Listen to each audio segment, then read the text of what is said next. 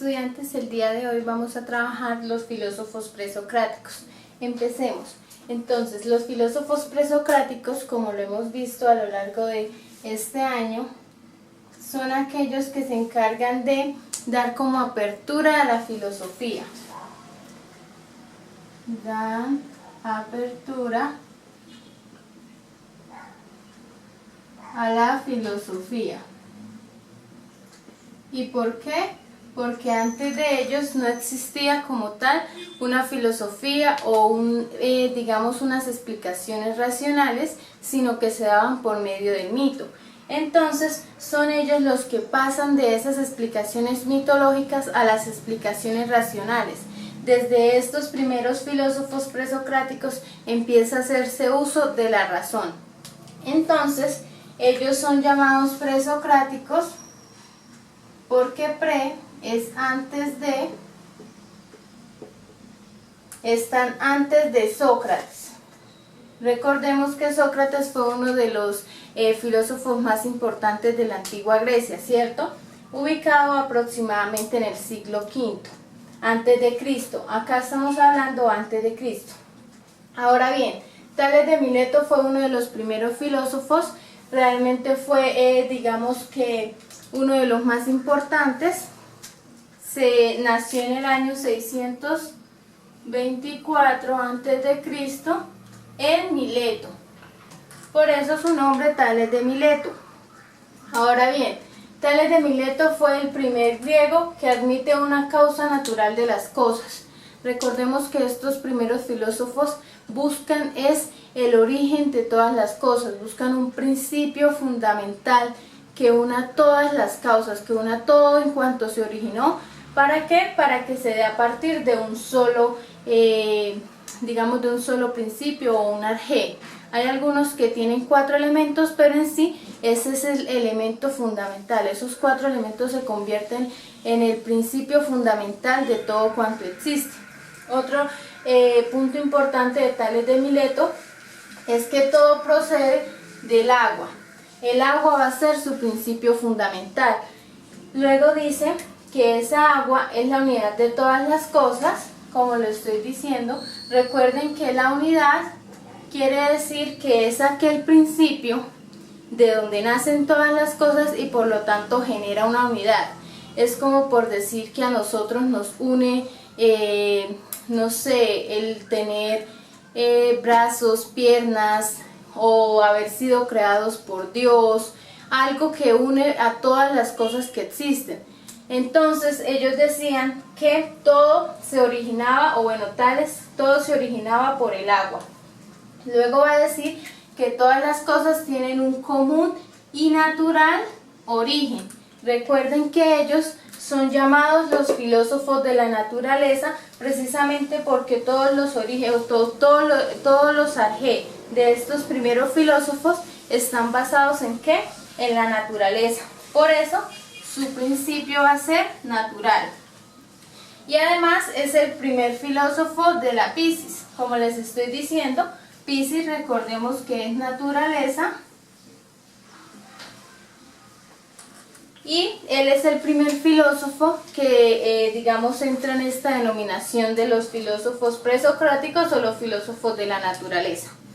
Posteriormente tenemos a Anaximandro. Anaximandro nace en el año 610 a.C. y fue el primer escritor en prosa de los griegos. Se dice que fue el primer escritor, digamos que en poder encontrar un libro como tal, que es el escrito sobre la naturaleza. ¿Por qué? Porque, por ejemplo, Tales de Mileto no dejó, digamos, textos escritos, ni nada, digamos, físico donde se encuentre como tal escrita su filosofía, no. Anaximandro es el primero, y además es el primero en escribir en prosa. Los escritos en prosa son muy, digamos, importantes y además significativos en la antigua Grecia. Luego es importante tener en cuenta que es el que descubre el cosmos, es decir, el mundo como tal. Recordemos que el cosmos es el mundo visible, y él es el primero en, digamos, como encontrar este término Y entonces a partir del cosmos es que ya se empieza a hablar como tal de un mundo, de una, digamos, estructura donde hay seres vivos, donde todos esos seres vivos tienen un principio del cual se originan. Entonces su arjé va a ser lo apeirón. ¿Qué es lo apeirón? Lo infinito. Esto infinito es muy importante para él y es su principio fundamental, su arjé. ¿Por qué? Porque dice que es como una masa uniforme de la que por separación surgen los contrarios. Entonces él dice que lo infinito es una masa tan grande del cual se va como separando y van naciendo, por ejemplo, en lo húmedo el mar, en el frío el aire, en lo caliente el cielo, en lo seco la tierra. Y entonces, de cierta manera, él dice que lo infinito es lo que puede describir ese origen de todas las cosas. ¿Por qué? Porque él dice que todo se origina por medio de los contrarios.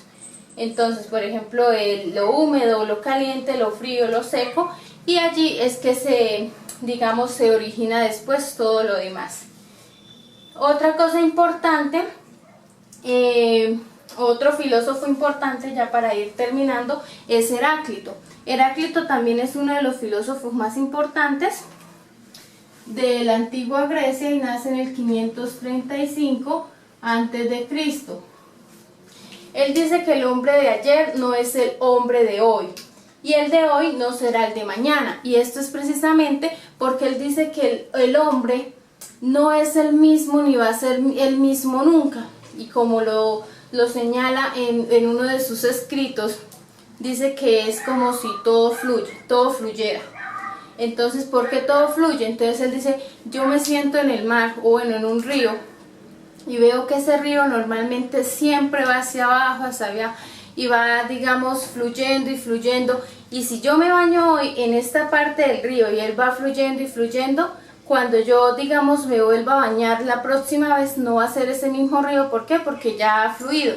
Sin embargo, hay una esencia o hay algo en ese río que se mantiene y es como la esencia del río, ¿sí? Como que es el río, aunque no sea ese mismo río.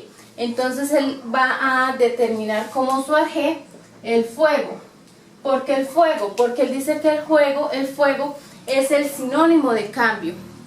Y como él dice que todos somos un constante cambio, entonces el fuego es lo que más determina, digamos, ese cambio, precisamente porque el fuego nunca va a ser igual y siempre está como en constante cambio. Vemos que, por ejemplo, las llamas del fuego siempre están moviéndose y desapareciendo, ¿cierto? Entonces él dice que el fuego es el que mayor determina o el que mayor, digamos, da significado a ese constante cambio. Por eso dice que no será. ¿Por qué? Porque estamos cambiando constantemente. Cambiamos constantemente.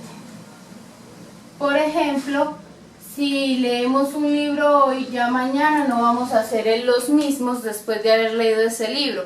Si tenemos muchas clases hoy, no vamos a ser los mismos que fuimos ayer, porque cada vez vamos adquiriendo más conocimiento, vamos cambiando, vamos siendo unas personas, digamos, que totalmente evolucionadas a lo que realmente fuimos desde el punto de partida, que fue el nacimiento.